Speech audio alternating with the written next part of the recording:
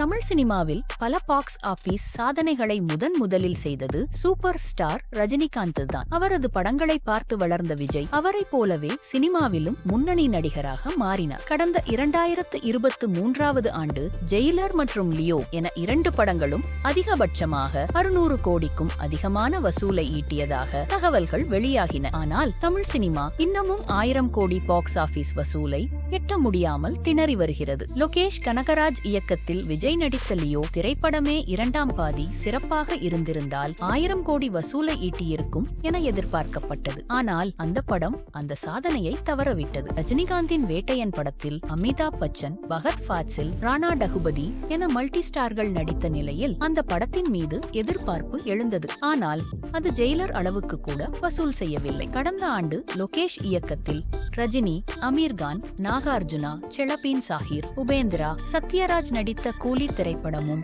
1000 கோடி வசூல் ஈட்டும் என எதிர்பார்க்கப்பட்ட நிலையில் அந்த படமும் 500 கோடி மட்டுமே வசூல் செய்து கோட்டை விட்டது. இந்த ஆண்டு பொங்கலுக்கு விஜயின் ஜனநாயகன் திட்டமிட்டபடி 10 நாட்கள் பொங்கல் விடுமுறையை டார்கெட் செய்து வெளியாகி இருந்தால் மலேசியாவில் நடைபெற்ற ஆடியோ லான்ச் வைஃபுடன் சேர்ந்து படம் கண்டிப்பாக நல்லா இருக்கும் பட்சத்தில் 1000 கோடி வசூலை ஈட்டி தந்திருக்கும் என பாக்ஸ் ஆபீஸ் நிபுணர்கள் கூறுகின்றனர்.